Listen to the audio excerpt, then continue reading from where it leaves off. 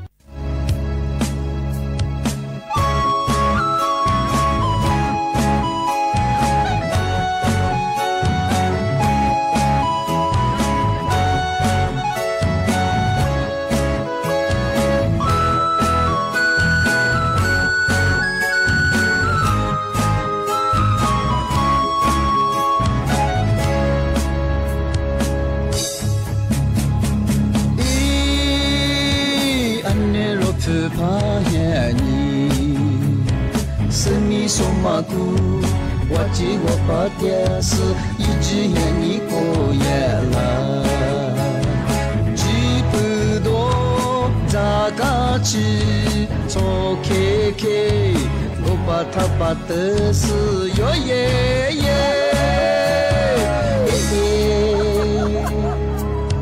我们不是个几天阿姆罗呀你那个了忙我喽我去是啦我啦自我只是愿你做让我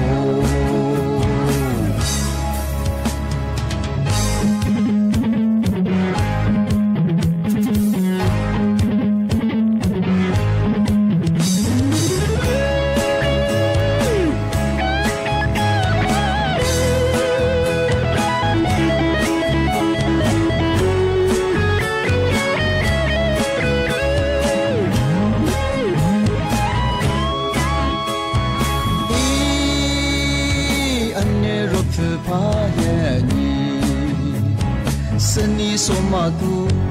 我只我把电视一直让你过夜了，去不多咋个去做 KK， 我把它把的是哟耶耶，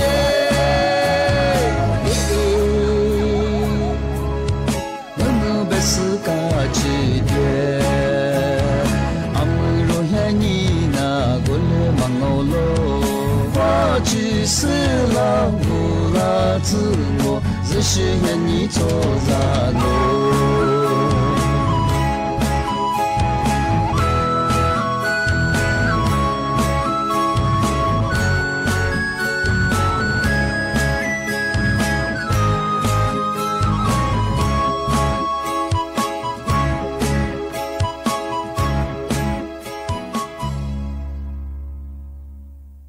下画不啦画画阿姆萨阿我李松我都知道画ไปแล้ว阿我李松我ปากกาโงมญาสถานีวิทยุกระจายเสียงแห่งประเทศไทยจังหวัดเชียงใหม่ว่าดางาวิทยุว่าดูจามาเบอร์ยี่ระบบญา AM ยี่ความถี่ญาติตูลี่ญาชีสือถูกกว่าดูจักอาทิตย์ทาวระบบไลฟ์สดไง Facebook ยี่เพจเบอร์สวทเชียงใหม่ AM 1476กิโลเฮิรตซ์ที่เดโบญาเฮ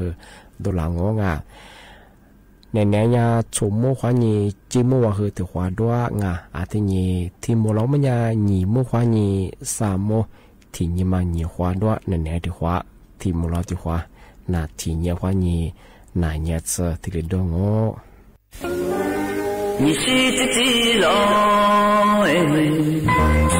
俺是你那我，俺面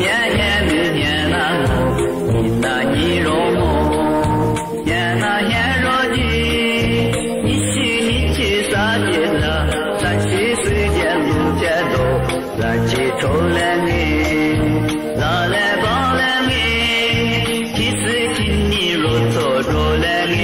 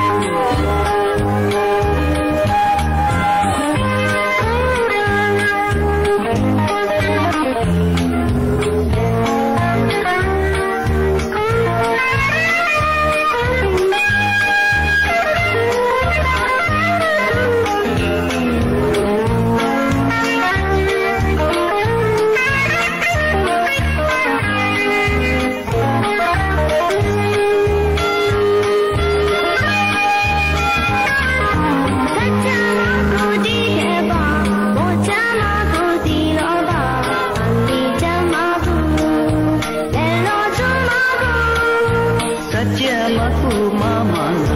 我家嘛不怕别了，你在他上面，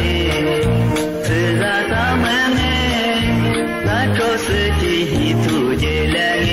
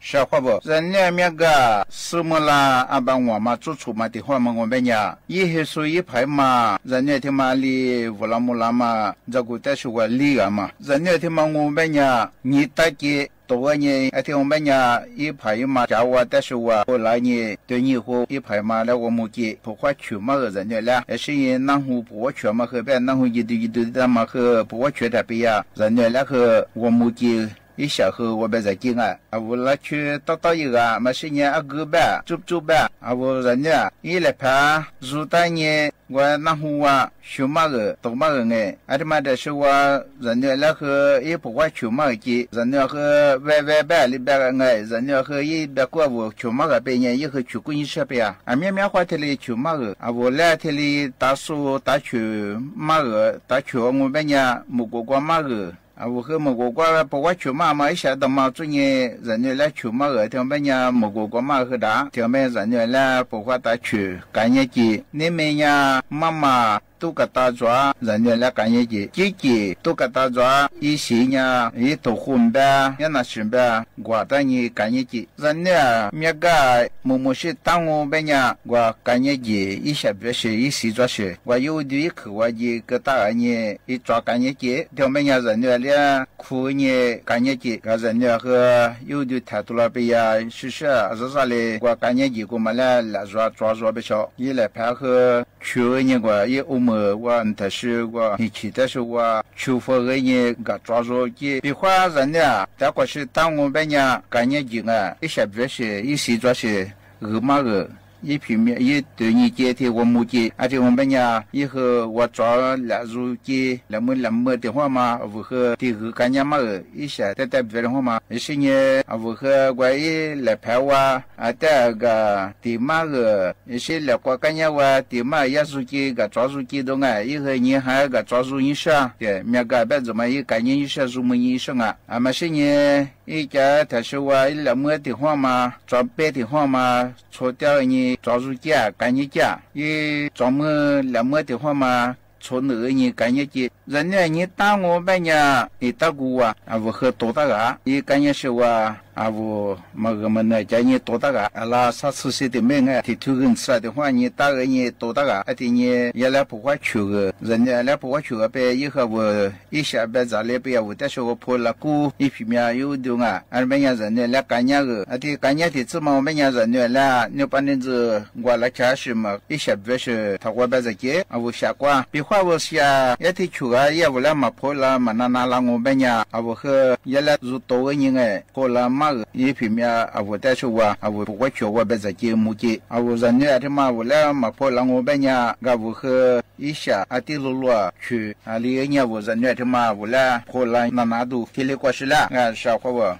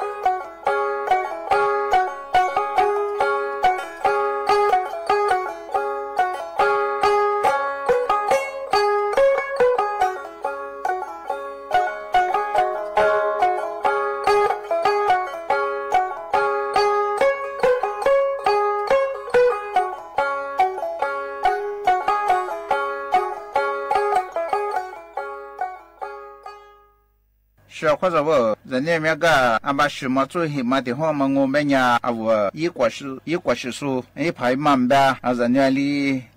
嘛也啦他说一彼此一是啦乌拉木拉和哈里嘛人家那个一米库不花去啊我下当年我里全过来也啦啊啦提了把个提不个本年嘛是呢我来排出么的话嘛家呢个我和人家俩阿里他一米宽，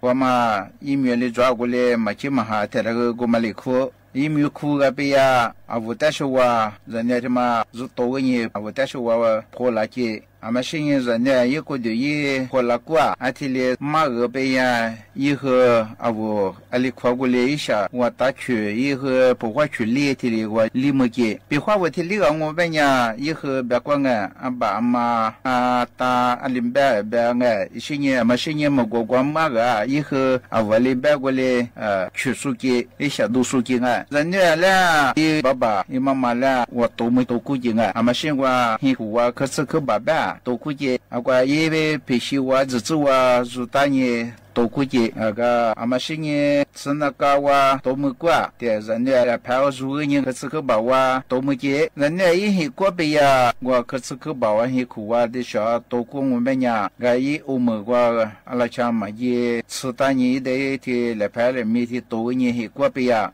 一次拍了拍的嘛和如多大多古，而且我们家我和人家拍铁里家个，而且我们家木瓜驸马个，人家那个过去嘛一起过一过去铁里驸马个，人家来带我们家我那个我带你大家，我头个那里身边个一笔抓些，等于很多抓些，带了你马个来你个马个，不花去马个，而是你马个啊，木瓜抓我们家。别话人家以后你们这个嘛对你我们家如何一平面是多个人来你姑妈个，而且我们家干娘嘛个，啊里边在一边，俺们是呢一边，而是呢里边人家来一你还多以后40度一表度一厚度不少，那么这是我和如何别话把几大了你平面。别个人嘛是人来挂平面，别个人没办，嘛是人在一边，天里行嘛了，人家两个一排嘛，一个是说，如嘛某一个人，吃都多来平面的人，某个半年嘛里边别个人哎，天一干年嘛个小伙不，人家来天里不花钱嘛，干年嘛个，嘛起嘛哈天里。你嘛绿的天里一嘛，我们家人家和组合哈乌拉木拉啊是或者不。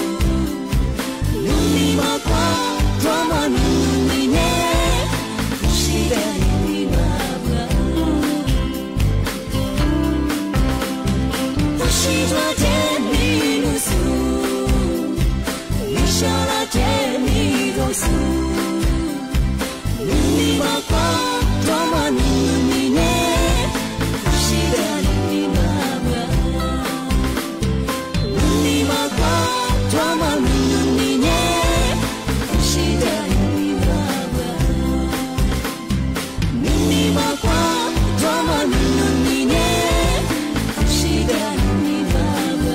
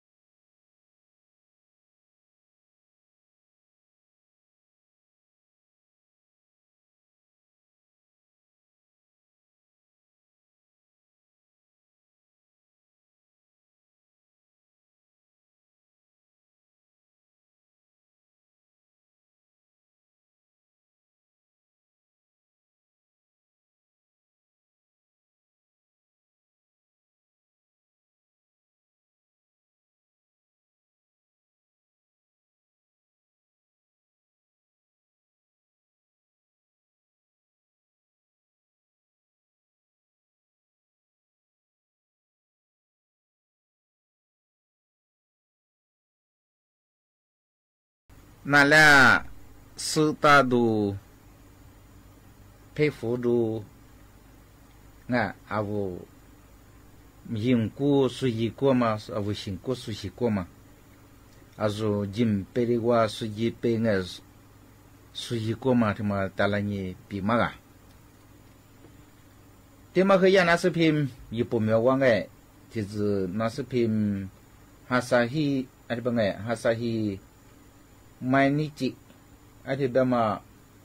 จุนี่โลดุลาเบสิยังไงที่มาเสียญี่ปุ่นมีว่ากระทรวงสาธารณ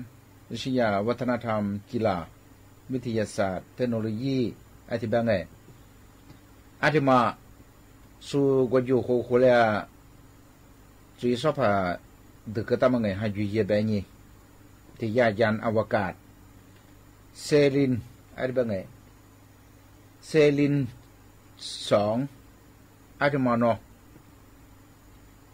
อาบัสวาเยอย่าอีกเจอ那几件啊，那把吃苦啊，对我也有可能东往下我吃很苦的，第10苦不呀，俺们三年有可能东往下我吃的苦。个ที่ได้ไปน้อยจีเจ็บเมื่อสุยายันอวกาศไงจะรู้ที่มาชามาคือผู้คือ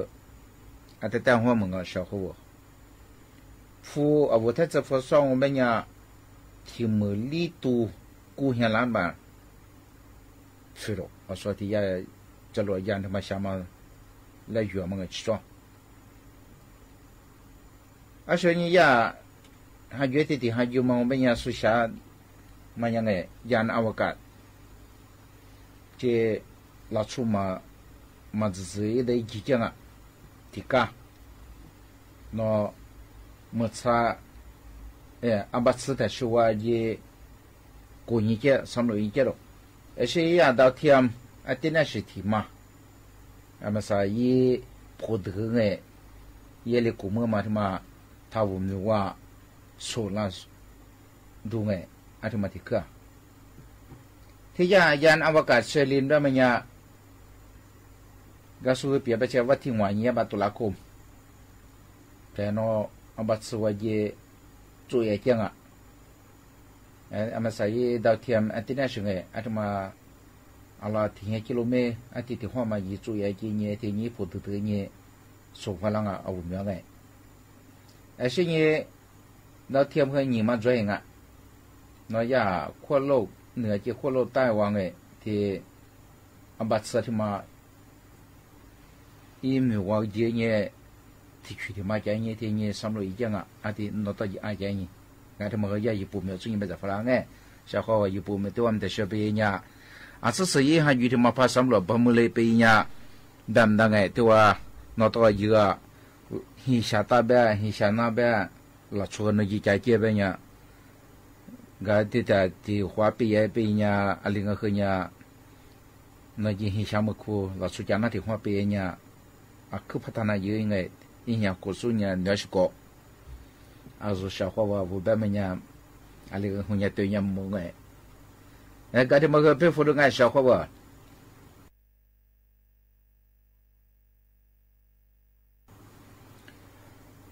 ชาวเขาว่า我跟那来比个แบบมันยังไงเอาว่าเรื่องเนี่ยละชูนับเป็นนักชั่วโมงจูมาศึกอุดมนาหิชิมนั่งไงเอาว่าชาวเนี่ยข้ามาอาทิตย์สิเนี่ยละชูแบบมันยังก็ไม่ใช่ยานักวิทยาศาสตร์สารลัดอังกฤษอะไรแบบไงฝรั่งอังกฤษสารลัดมาอีนักวิทยาศาสตร์ส่วนสิ่งฝรั่งไงละชูที่การว่าชาวเขาว่าอยู่ว่าละชูเมียวบัวเมียวว่าสิ่งฝรั่งมากูละชูอีนกว่ามาอาศัยไม่ได้สมาอาศัยตัวนี้คือข้าจะกูเลยตัวนี้มัวมั้งไงหินจะกูมาตัวนี้มาอาทิตย์มาไม่ยังจะนับเป็นนักก็มาจุด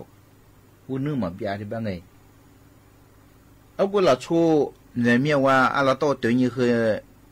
นี่มาชิดูเลยอะไรตัวนี้คือหินดูเลยอะไรตัวนี้คือสุเลนี่บูดูเลยอะไรตัวนี้มาข้าศึกตัวนี้มัวมาอากูมาไม่ยัง吃素面吃土叫土面老超过怎么办呢？没变，日嘛是那片面，说的变哎，那小伙子啊，我来出，别慌哎，啊，五百么呢？啊是什么字？嘛还什么和哎，我讲，伊哈郎我们伊哈熊啊，我提的啥过年没呀？说错那话，以后我说嘛一话错啊，我和是对你和哈子过来，是对你和表哥一闹过来，和哈是对么我们呀？是晓得，那偏嘛这边小伙我和我的表妹呀，比方那阿妈的我嘛，那中医学偏中医学那个是学一些我们呀，说我们去提呀，说10年没那么去1年小伙吧。10年他妈的时候我们呀小伙吧，他妈和呀3ตกค้างบ้างสารพิษตกค้างใช่ไหมกับสารพิษ我说那次提到的没点提那次10年模式是那次提到嘛他妈个能大个路大嘛呀我票面40-60了我和嘛是嘛木咋个干样没有过的喜欢那一路了拿票嘛没来票嘛这么和人家么小伙不เมื่อที่จะไม่ยังหลักชัวร์โซยากรมวิทยาศาสตร์การแพทย์หมอสุชินีฟุลามาสุตัวนี้กุยตัวนี้ฟุลามาเมื่อที่จะไม่ยังหลักชัวร์สรุปตัว我票面ตัว那次里约มาตัวแถวนี้ไม่ยังหมดที่那次ที่ยาวตัวกันยังไม่ยังไม่เดียที่那次ที่ยาวที่ว่าเนี่ย意思就那个长下的和ที่ว่า一天别点点么个在背应的话呢我老出去带来呢跟你是被呢带来在叫的话话没呢吃特别别没呢点天嘛呢吃天嘛呢特别别的不嘛我没呢嘛吃得来找这个小伙伴我吃天嘛我没呢有读过那个罗大嘛呢得知道特别嘛会特别得大个呢嘛得知道特别别么呢嘛只是咱们没呢阿里哪里不晓得怎么的哟怎么对也不也是那票小伙伴面子装ที่ยาสารกันจัดศัตรูพืชแบบมาคือไงดีกว่าจังโที่ยาออร์แกโนโคลิน DDT ออโนฟอสฟอรัสไอชื่อคาร์บอนเมทไอชื่อยาไพริทรอย听头那次听头嘛，我们一度听头我呢，不是呢，我没点没听头有嘛也是，听头没呢有嘛也啦，是呢没点呢怎么不有嘛也被呢，小伙我去看小我拉出来嘛，那么我偏嘛我嘛下来讲咋个呢另外呢是种嘛怎么呢嘛当小伙我刚才嘛在小我们呢。ยาภูมิแพ้ที่มันคือยังแบบนี้小注意啦小伙伴不喜欢那ที่มันมา花我们呢我觉得我咋个嘛是没个ที่มันคือ拿票你拿过嘛的是你个了你拿过嘛的干แบบมันยังไง的话我们呢你喜欢呢我钱你自己理解像他们的你嘛钱听头拍出来我嘛喜欢的嘛挂住我别的和人家我小伙伴我的是我拍呀碰拍的嘛我们也没点我说咋都没点的嘛和这个小伙伴咋他包和嘛咱们手抓特别嘛人咋打嘛和人家特别嘛和咋个喜欢的嘛和拍也手抓过嘛个，拍嘛也那个咋个还去活拍嘞，还去拿，纸，去手抓，特别别可啥了没人是拿，俺手你别，一喜欢呢我嘛活一度过嘛，一下过嘛俺别的嘛和面子我和可咋样我特别别嘛呢，的话嘛快别的动嘛没别的动在边呢，你把你自身的失去别的，路是合抓，咋不嘛路对我们也说个大路都别几列都，顶头边么呢，咋个嘛和咋说呢？那个老出些店嘛，我们呢什么苦，你那么嘛票我也喜欢那么好嘛，我们呢拿票那个这个， เดี๋ยวไม่เนี่ย小伙我我是咋么办哎看你怎么เนี่ยไอ้ที่นี่จ้ะไอ้ที่ยัง我们เนี่ย我和咋个样我们เนี่ย咱们个样我们เนี่ย下周เนี่ย是表和表啊而且呢咋个他妈的说怎么咱们也别小伙我他呀把这么我们เนี่ย小伙我把就是呢咱们天我一度抓怎么当个我们เนี่ย他也是啊ที่เป๊ะๆมาซึ่งป้าแบบงัวแบบเนี่ยแต่ละเนี่ยจ้าก็ยังไม่เนี่ยจะให้เจ้ากว่าเป๊ะๆเลยอ่ะใช่ไหมย่าอีดูกูป้ากูมาขู่ว่าสารพิษไงเทโทรโดด็อกซินอันที่เป็นมาจอดูอ่ะคือเมียมันไม่เนี่ยอีกูจะว่าไงเหรออันที่เป็นเราช่วยเนี่ยมาซึ่งอีกูจะมีแบบไงเอาจ้าก็ยังไม่เนี่ยลิกา一五百一换百咋个样？我那次那天啥次那天被我们家，我那去了米姑姑诶，不得弄皮面天路光诶，那天家，一多他妈面怕咋个我们家下汉的当诶，阿妈泼阿妈怕的皮样啊，是那的嘛？那天把当我们家小伙我咋是咋个干不诶，我他妈咋嘛表，咋个样天不干一个嘛做么样，我也没去瞧我下。嘛，一会想我们呀，是那你们个哎，现在小伙伴，我和这么的是拿来比个嘛和人家ผลิตภัณฑ์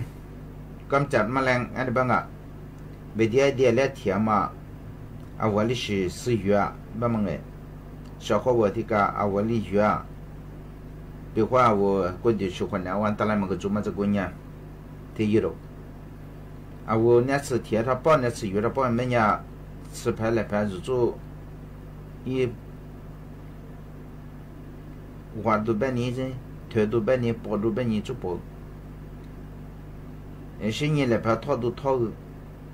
些乡下和那苦没选择哎，我所以套都。所以呢，这里面下下我们给打对动哎，还他妈套个，还他妈给他当哎。现在我那次提个干娘我们家小伙伴，来拍来面，吃拍个别什么吃煮下吃。现在我那吃和煮，有么我们家煮过啥？我拍烂人他给打，咱们上面个人呢，个抓这个学这个和他妈个我你们啥都我。小伙伴这么我和拿来比个这个嘛打来转腾哎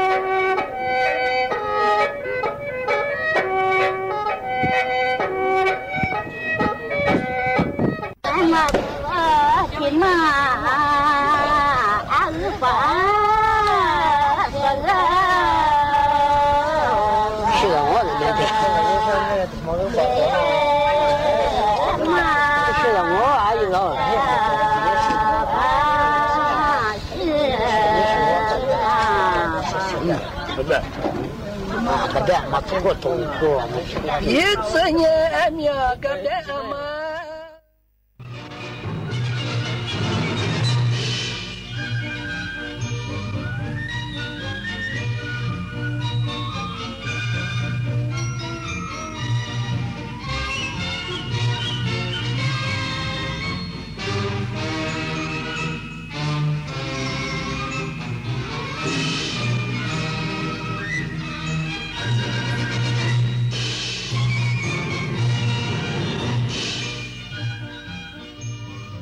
ที่นี่สถานีวิทยุกระจายเสียงแห่งประเทศไทยต่อไปเสนอข่าวซึ่งมีหัวข้อข่าวดังนี้ พระปรางวัดอรุณราชวรารามราชวรมหาวิหารอยู่ระหว่างรอการรับรองบรรจุเป็นแหล่งมรดกทางวัฒนธรรมในบัญชีรายชื่อเบื้องต้นของศูนย์มรดกโลกกรมควบคุมโรคพบผู้ป่วยโรคเมลิออยด์แล้วกว่า 1,600 คนและเสียชีวิต72รายเตือนประชาชนที่อยู่ในพื้นที่น้ำท่วมระวังป่วยโรคนี้รัฐมนตรีต่างประเทศของจีนระบุจีนให้ความสำคัญกับความร่วมมือระหว่างจีนกับอาเซียนศึกเทนนิสแกรนด์สแลมเยาวชนวิมเบิลดันจูเนียร์แชมเปี้ยนชิพ 2025 กมลวรรณยอดเพชรจับคู่นักเทนนิสจีนผ่านเข้ารอบก่อนรองชนะเลิศต่อไปเป็นรายละเอียดของข่าวหมายกำหนดการพระราชพิธีทรงบำเพ็ญพระราชกุศลเนื่องในวันอาสาฬหบูชาและเทศกาลเข้าพรรษาพุทธศักราช 2568 เลขาธิการพระราชวังรับพระบรมราชโองการเหนือเกล้าเหนือกระหม่อมสั่งว่าการพระราชพิธีทรงบำเพ็ญพระราชกุศลเนื่องในวันอาสาฬหบูชาและเทศกาลเข้าพรรษาพุทธศักราช 2568 ทรงพระกรุณาโปรดเกล้าโปรดกระหม่อมให้กำหนดดังต่อไปนี้วันศุกร์ที่ 11 กรกฎาคม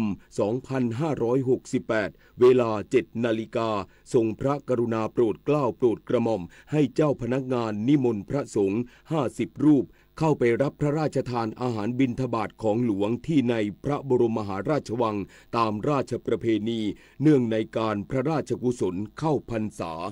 เวลา 18 นาฬิกาพระบาทสมเด็จพระเจ้าอยู่หัวและสมเด็จพระนางเจ้าพระบรมราชินีเสด็จพระราชดำเนินโดยรถยนต์พระที่นั่งจากวัดพระศรีรัตนศาสดารามในพระบรมมหาราชวังไปยังวัดบวรนิเวศวิหารเสด็จเข้าพระอุโบสถทรงจุดเทียนพรรษาบูชาพระรัตนตรัยถวายพุ่มเทียนบูชาพระพุทธชินสีพระรูปสมเด็จพระมหาสมณเจ้ากรมพระยาปวเรศวริยาลงกรณ์พระรูปสมเด็จพระมหาสมณเจ้ากรมพระยาวชิรยานวโรรสพระรูปสมเด็จพระสังฆราชเจ้ากรมหลวงวชิรยานวงศ์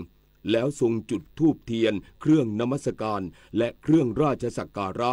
ถวายพุ่มเทียนแด่พระราชาคณะเจ้าอาวาสวัดเสด็จออกจากพระอุโบสถไปทรงจุดเทียนพรรษาบูชาพระรัตนตรัยถวายพุ่มเทียนณพระเจดีย์แล้วเสด็จพระราชดำเนินกลับพระที่นั่งอัมพรสถานพระราชวังดุสิตอันหนึ่งในวันเดียวกันนี้เวลา 18:30 นาทีทรงพระกรุณาโปรดเกล้าโปรดกระหม่อมให้พระราชวงศ์เสด็จแทนพระองค์ไปยังพระอุโบสถวัดพระเชตุพนวิมลมังคลารามทรงจุดเทียนพรรษาบูชาพระรัตนตรัยถวายพุ่มเทียนบูชาพระพุทธเทวปฏิมากรทรงจุดธูปเทียนเครื่องนมัสการและเครื่องราชสักการะแล้วเสด็จไปทรงจุดธูปเทียนบูชาพระพุทธรูปณปูชนียสถานต่างๆถวายพุ่มเทียนบูชาพระอัฐิสมเด็จพระมหาสมณเจ้ากรมพระปรมานุชิตชิโนรสที่ตำหนักและถวายพุ่มเทียนแด่สมเด็จพระราชาคณะเจ้าอาวาสวัดกับทรงพระกรุณาโปรดเกล้าโปรดกระหม่อมให้พระราชวงศ์เสด็จแทนพระองค์ไปยังพระอุโบสถวัดเบญจมบพิตรดุสิตวนารามทรงจุดเทียนพรรษาบูชาพระรัตนตรัยถวายพุ่มเทียนบูชาพระพุทธชินราชแล้วทรงจุดธูปเทียนเครื่องนมัสการและเครื่องราชสักการะและถวายพุ่มเทียนแด่พระราชาคณะเจ้าอาวาสวัดแล้วเสด็จไปทรงจุดเทียนพรรษาถวายพุ่มเทียนณปูชนียสถานในพระอารามนี้การแต่งกายแต่งเครื่องแบบปกติขาวพระปรางวัดอรุณราชวรารามราชวรมหาวิหารอยู่ระหว่างรอการรับรองบรรจุเป็นแหล่งมรดกทางวัฒนธรรมในบัญชีรายชื่อเบื้องต้นของศูนย์มรดกโลกในการประชุมคณะกรรมการมรดกโลกสมัยสามัญครั้งที่ 47 กรุงปารีสสาธารณรัฐฝรั่งเศสนายจิรวัตร รติสุนทรรองเลขาธิการสำนักนโยบายและแผนทรัพยากรธรรมชาติและสิ่งแวดล้อมในฐานะหน่วยประสานงานกลางอนุสัญญาว่าด้วยการคุ้มครองมรดกโลกทางวัฒนธรรมและทางธรรมชาติแห่งราชอาณาจักรไทยได้เข้าร่วมการประชุมคณะกรรมการมรดกโลกสมัยสามัญครั้งที่ 47 ระหว่างวันที่ 6 ถึง 16 กรกฎาคมนี้ณสำนักงานใหญ่องค์การการศึกษาวิทยาศาสตร์และวัฒนธรรมแห่งสหประชาชาติหรือยูเนส โกกรุงปารีสสาธารณรัฐฝรั่งเศสเพื่อแสดงให้เห็นถึงความมุ่งมั่นของไทยในฐานะภาคีอนุสัญญาในการเสริมสร้างความร่วมมือและความมุ่งมั่นการดำเนินงานตามพันธกรณีเพื่ออนุรักษ์ปกป้องคุ้มครองและวางแผนการบริหารจัดการแหล่งมรดกโลกอย่างยั่งยืนให้เป็นมรดกของมวลมนุษยชาติสำหรับวาระการประชุมสำคัญเกี่ยวข้องกับแหล่งมรดกโลกของไทยประกอบด้วยการรายงานสถานภาพการอนุรักษ์แหล่งมรดกโลก3แห่งคือพื้นที่กลุ่มป่าดงพญาเย็นเขาใหญ่พื้นที่กลุ่มป่าแก่งกระจานและเมืองโบราณสีเทพจังหวัดเพชรบูรณ์รวมถึงการรับรองการบรรจุแหล่งมรดกทางวัฒนธรรมพระปรางวัดอรุณราชวรารามราชวรมหาวิหารในบัญชีรายชื่อเบื้องต้นของศูนย์มรดกโลกบสปสช.มีมติเห็นชอบให้บริการอ่านภาพรังสีทรวงอกด้วยระบบปัญญาประดิษฐ์เป็นสิทธิประโยชน์บริการการแพทย์ขั้นสูงสุดในระบบหลักประกันสุขภาพแห่งชาตินำร่องใช้ในโรงพยาบาลรัฐ167แห่งนายสมศักดิ์เทพสุทินรัฐมนตรีว่าการกระทรวงสาธารณสุขในฐานะประธานกรรมการหลักประกันสุขภาพแห่งชาติหรือบอร์ดสปสช.เปิดเผยว่าในการประชุมบอร์ดสปสช.ครั้งที่ 7/2568 ที่ผ่านมามีมติเห็นชอบให้บริการอ่านภาพรังสีทรวงอกด้วยระบบปัญญาประดิษฐ์หรือ AI เป็นสิทธิประโยชน์บริการการแพทย์ขั้นสูงสุดในระบบหลักประกันสุขภาพแห่งชาติและสนับสนุนให้เกิดการใช้นวัตกรรมดังกล่าวจากบัญชีนวัตกรรมไทยในโรงพยาบาลภาครัฐจำนวน167แห่งในวงเงินไม่เกินจำนวน55ล้านบาทของปีงบประมาณ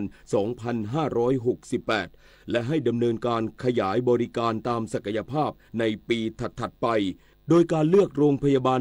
167แห่งแรกในการให้บริการจะใช้กลไกการมีส่วนร่วมจากกระทรวงสาธารณสุขคณะแพทยศาสตร์ศิริราชพยาบาลมหาวิทยาลัยมหิดลราชวิทยาลัยรังสีแพทย์แห่งประเทศไทยและหน่วยงานวิชาการที่เกี่ยวข้องอย่างไรก็ตามบริการนี้จะช่วยเพิ่มการเข้าถึงการรักษาโรคที่เป็นปัญหาสุขภาพโดยเฉพาะวัณโรคและมะเร็งปอดรวมถึงลดภาระงานการอ่านภาพรังสีทรวงอกของแพทย์ทั้งในโรงพยาบาลขนาดเล็กที่ขาดผู้เชี่ยวชาญและโรงพยาบาลขนาดใหญ่ที่มีภาระงานจำนวนมากทั้งยังเป็นการสนับสนุนการใช้เทคโนโลยีปัญญาประดิษฐ์ที่พัฒนาในประเทศไทยที่มีมาตรฐานสากลด้วยกรมควบคุมโรคพบผู้ป่วยโรคเมลิออยแล้วกว่า 1,600 คนและเสียชีวิต72รายเตือนประชาชนที่อยู่ในพื้นที่น้ำท่วมระวังป่วยโรคนี้โดยเชื้อแบคทีเรียจะเข้าสู่ร่างกายทางเยื่อบุผิวหนังและน้ำโดยตรงนายแพทย์พานุมาตรยานเวชกุลอธิบดีกรมควบคุมโรคกระทรวงสาธารณสุขกล่าวว่าในช่วงนี้ยังคงมีฝนตกในบางพื้นที่ทำให้มีน้ำท่วมขังหรือดินชื้นแฉะประชาชนที่อยู่ในพื้นที่น้ำท่วมเกษตรกรหรือผู้ที่ต้องทำงานสัมผัสดินและน้ำโดยตรงจะมีความเสี่ยงป่วยโรคเมลิออยสูงโดยเชื้อแบคทีเรียที่เป็นสาเหตุจะเข้าสู่ร่างกายได้ทางเยื่อบุผิวหนังหรือบาดแผลหลังติดเชื้อโดยเฉลี่ย 4-9 วันจะมีอาการขึ้นอยู่กับปริมาณเชื้อที่ได้รับและภาวะภูมิคุ้มกันของแต่ละคนอาการของโรคนี้ส่วนใหญ่เริ่มจากมีไข้มีอาการทางระบบทางเดินหายใจเช่นไอหายใจหอบเหนื่อยเป็นต้นบางรายพบมีฝีที่ผิวหนังปอดตับหรือม้ามในรายที่มีอาการรุนแรงมักมีภาวะติดเชื้อในกระแสเลือดจึงทำให้วินิจฉัยโรคได้ยากต้องอาศัยการตรวจเพาะเชื้อทางห้องปฏิบัติการเป็นหลักสถานการณ์โรคเมลิออยข้อมูลจากระบบเฝ้าระวังโรคดิจิทัลกองระบาดวิทยาตั้งแต่วันที่1มกราคมถึงวันที่9กรกฎาคม2568พบผู้ป่วย 1,676 รายผู้เสียชีวิต72รายกลุ่มอายุที่พบผู้ป่วยสูง3อันดับแรกคือกลุ่มอายุ60ปีขึ้นไปรองลงมาเป็นกลุ่มอายุ 50-59 ปีและกลุ่มอายุ 40-49 ปีตามลำดับโดยจังหวัดที่มีอัตราป่วยสูง5อันดับแรกคือมุกดาหารยโสธรบึงกาฬนครพนมและบุรีรัมย์ซึ่งการป้องกันโรคเมลิออยสามารถทำได้คือหลีกเลี่ยงการเดินลุยน้ำย่ำโคลนหรือสัมผัสดินและน้ำโดยตรงหากมีอาการไข้สูงต่อเนื่อง2วันร่วมกับมีประวัติการสัมผัสดินและน้ำให้รีบพบแพทย์ทันทีสอบถามเพิ่มเติมได้ที่สายด่วนกรมควบคุมโรคโทรศัพท์1422 ตลอด3วันที่ผ่านมาของการจัดงาน Splash Soft Power Forum 2025 ณ ศูนย์การประชุมแห่งชาติสิริกิติ์มีประชาชนทั้งชาวไทยและต่างชาติให้ความสนใจเข้าร่วมงานกันอย่างต่อเนื่องภาพรวมการจัดงาน Splash Soft Power Forum 2025 ณ ศูนย์การประชุมแห่งชาติสิริกิติ์ตลอด3วันที่ผ่านมา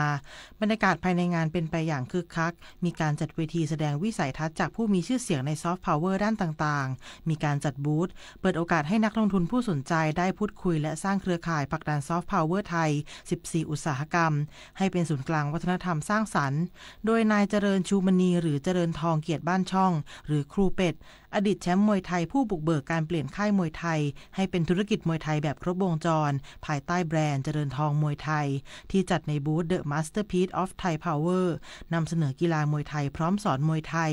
กล่าวว่างานในครั้งนี้เป็นโอกาสที่ดีในการเผยแพร่มวยไทยสู่สายตาชาวต่างชาติเนื่องจากมีชาวต่างชาติสนใจเข้าร่วมงานเป็นจำนวนมากและหากได้รับการสนับสนุนจากผู้มีส่วนเกี่ยวข้องในวงการกีฬาและหน่วยงานภาครัฐอย่างต่อเนื่องก็จะเป็นแรงผลักดันสำคัญที่ทำให้กีฬามวยไทยก้าวสู่เวทีระดับโลกและอาจนำไปสู่การบรรจุมวยไทยเข้าสู่การแข่งขันกีฬาโอลิมปิกเกมในอนาคตได้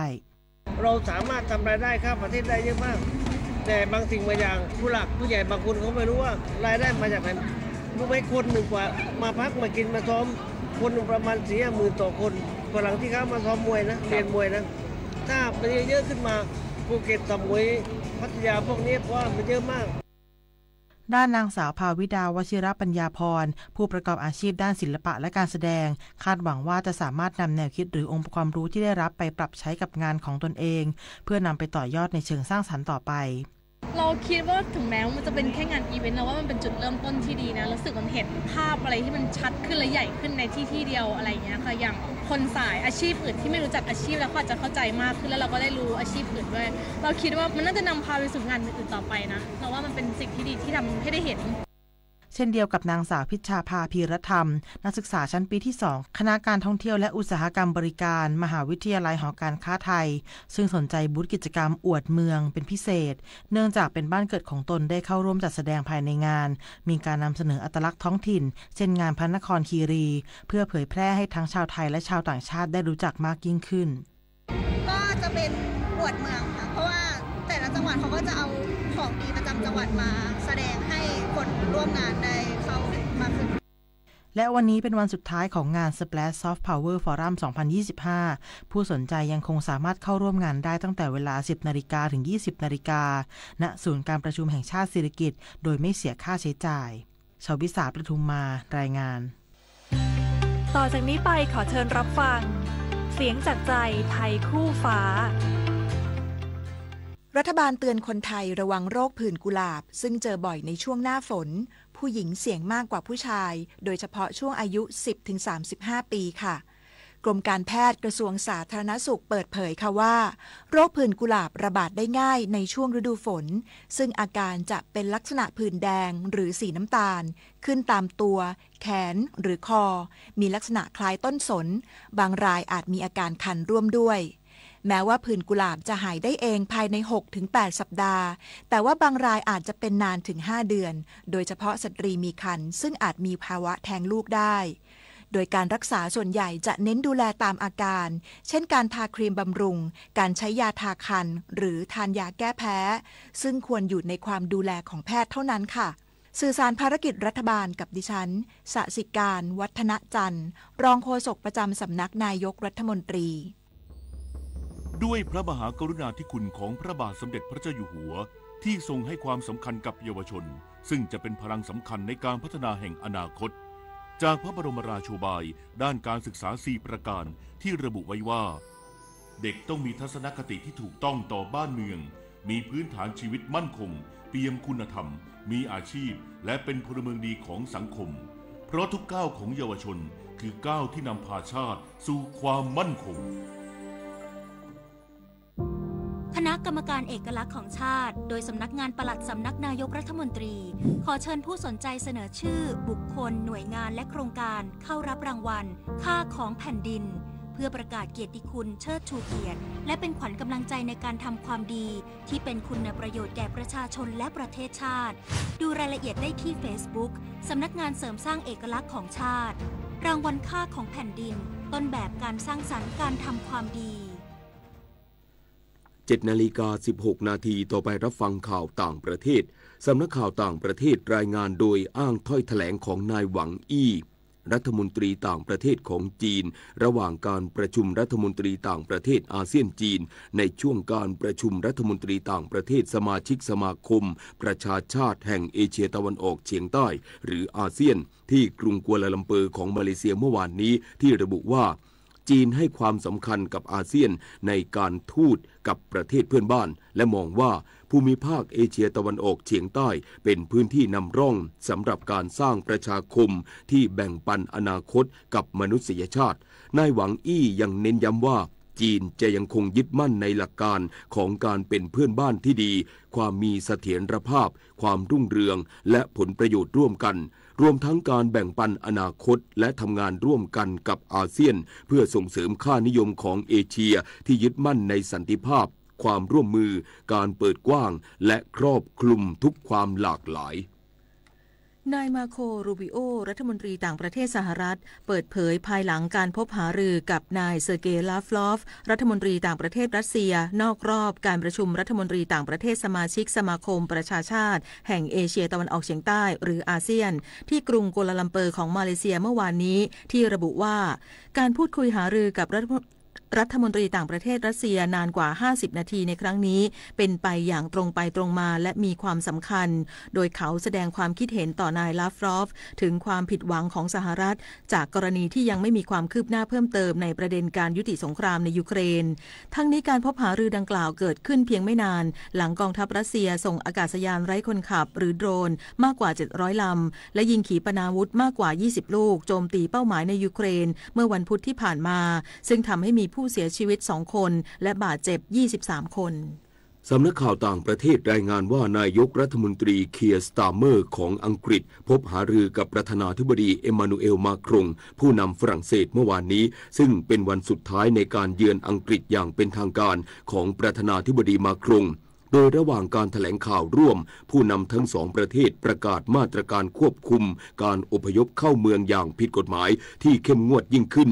นอกจากนี้ยังประกาศข้อตกลงทางทหารและความร่วมมือด้านนิวเคลียร์ระหว่างอังกฤษและฝรั่งเศสรวมถึงแผนการสนับสนุนรัฐบาลยูเครนในการทำข้อตกลงหยุดยิงกับรัสเซียนายกรัฐมนตรีสตาร์เมอร์ระบุว่าเขามีความยินดีที่จะประกาศข้อตกลงของอังกฤษและฝรั่งเศสในโครงการนำร่องการส่งกลับผู้อพยพผิดกฎหมายต่อไปรับฟังข่าวกีฬาค่ะศึกเทนนิสแกรนด์สแลมเยาวชนวิมเบิลดันจูเนียร์แชมเปี้ยนชิพ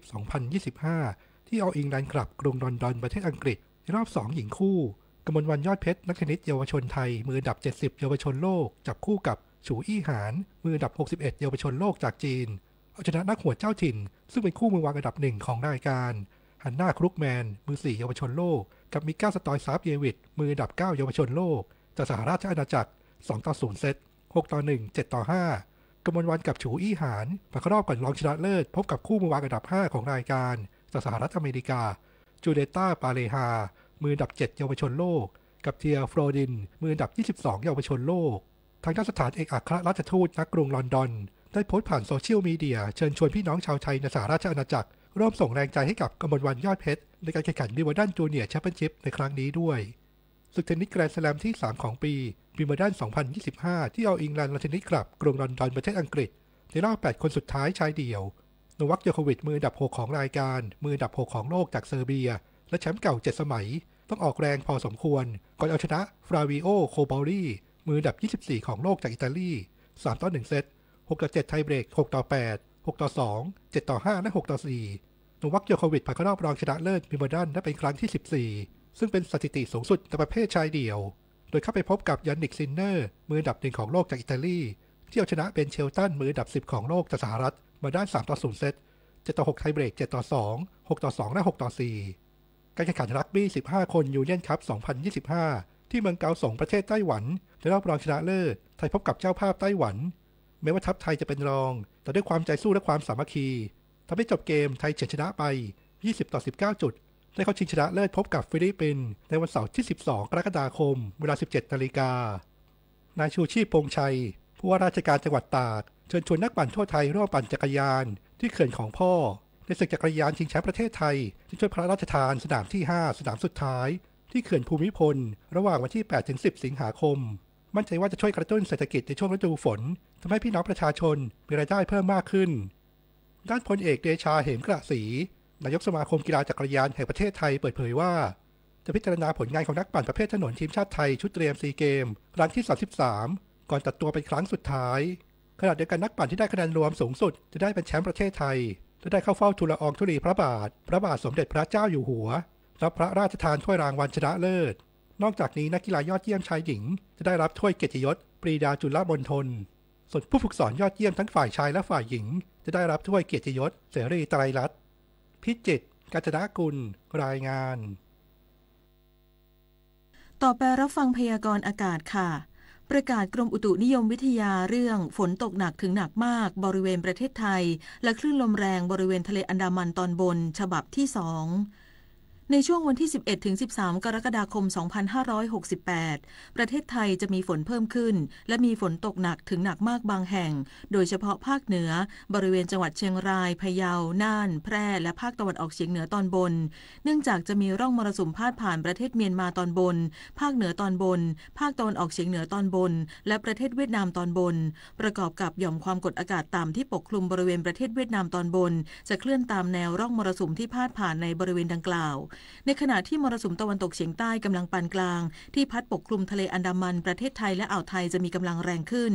ขอให้ประชาชนในบริเวณดังกล่าวระวังอันตรายจากฝนตกหนักถึงหนักมากและฝนที่ตกสะสมซึ่งอาจทำให้เกิดน้ำท่วมฉับพลันและน้ำป่าไหลหลากโดยเฉพาะพื้นที่ลาดเชิงเขาใกล้ทางน้ำไหลผ่านและพื้นที่ลุ่ม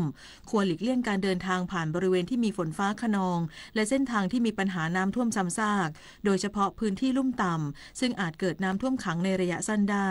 สำหรับคลื่นลมบริเวณทะเลอันดามันจะมีกำลังแรงขึ้นโดยทะเลอันดามันตอนบนมีคลื่นสูงประมาณ2เมตรส่วนทะเลอันดามันตอนล่างมีคลื่นสูง 1-2 เมตรบริเวณที่มีฝนฟ้าคะนองคลื่นสูงมากกว่า2เมตรขอให้ชาวเรือบริเวณอ่าวไทยและทะเลอันดามันเดินเรือด้วยความระมัดระวังและหลีกเลี่ยงการเดินเรือในบริเวณที่มีฝนฟ้าคะนองในช่วงวันดังกล่าวไว้ด้วยทั้งนี้เพื่อความปลอดภัยและลดผลกระทบที่อาจเกิดขึ้นขอให้ประชาชนวางแผนการใช้ชีวิตและการเดินทางในช่วงเวลาดังกล่าวอย่างระมัดระวังพยากรณ์อากาศตั้งแต่เช้าวันนี้จนถึงเช้าวันพรุ่งนี้ภาคเหนือมีฝนฟ้าคะนอง70%ของพื้นที่และมีฝนตกหนักถึงหนักมากบางแห่งบริเวณจังหวัดแม่ฮ่องสอนเชียงใหม่เชียงรายพะเยาน่านแพร่ตากสุโขทัยอุตรดิตถ์พิษณุโลกและเพชรบูรณ์ภาคตะวันออกเฉียงเหนือมีฝนฟ้าคะนอง70%ของพื้นที่และมีฝนตกหนักบางแห่งบริเวณจังหวัดเลยหนองคายบึงกาฬอุดรธานีหนองบัวลำพูสกลนครนครพนมมุกดาหารอำนาจเจริญและอุบลราชธานีภาคกลางมีฝนฟ้าคะนอง60%ของพื้นที่และมีฝนตกหนักบางแห่งบริเวณจังหวัดนครสวรรค์อุทัยธานีกาญจนบุรีและราชบุรีภาคตะวันออกมีฝนฟ้าคะนอง70%ของพื้นที่และมีฝนตกหนักถึงหนักมากบางแห่งบริเวณจังหวัดนครนายกปราจีนบุรีสระแก้วฉะเชิงเทราชลบุรีระยองจันทบุรีและตราดลมตะวันตกเฉียงใต้ความเร็ว 15-35 กิโลเมตรต่อชั่วโมงทะเลมีคลื่นสูง 1-2 เมตรบริเวณที่มีฝนฟ้าคะนองคลื่นสูงมากกว่า2เมตรภาคใต้ฝั่งตะวันออกมีฝนฟ้าคะนอง40%ของพื้นที่และมีฝนตกหนักบางแห่งบริเวณจังหวัดชุมพรสุราษฎร์ธานีและนครศรีธรรมราชลมตะวันตกเฉียงใต้ความเร็ว 15-35 กิโลเมตรต่อชั่วโมงทะเลมีคลื่นสูงประมาณ1เมตรห่างฝั่งคลื่นสูง 1-2 เมตรบริเวณที่มีฝนฟ้าคะนองคลื่นสูงมากกว่า2เมตรภาคใต้ฝั่งตะวันตกมีฝนฟ้าคะนอง60%ของพื้นที่และมีฝนตกหนักบางแห่งบริเวณจังหวัดระนองพังงาภูเก็ตและกระบี่ตั้งแต่จังหวัดกระบี่ขึ้นมาลมตะวันตกเฉียงใต้ความเร็ว 20-35 กิโลเมตรต่อชั่วโมงทะเลมีคลื่นสูงประมาณ2เมตรบริเวณที่มีฝนฟ้าคะนองคลื่นสูงมากกว่า2เมตรตั้งแต่จังหวัดตรังลงไปลมตะวันตกเฉียงใต้ความเร็ว 15-35 กิโลเมตรต่อชั่วโมงทะเลมีคลื่นสูง 1-2 เมตรบริเวณที่มีฝนฟ้าคะนองคลื่นสูงมากกว่า2เมตรกรุงเทพมหานครและปริมณฑลมีฝนฟ้าคะนอง60%ของพื้นที่ สภาวะระดับน้ำในแม่น้ำเจ้าพระยาที่หน้ากองบัญชาการกองทัพเรือคำนวณโดยกรมอุทกศาสตร์กองทัพเรือวันนี้น้ำขึ้นเต็มที่เวลา 22:04 นาทีสูงกว่าระดับทะเลปานกลาง1เมตร27เซนติเมตรน้ำลงเต็มที่เวลา 14:46 นาทีต่ำกว่าระดับทะเลปานกลาง1เมตร9เซนติเมตรวันนี้ที่ประภาคารกาญจนาภิเษกแหลมพรหมเทพจังหวัดภูเก็ตดวงอาทิตย์ตกเวลา 18:49 นาทีกรุงเทพมหานคร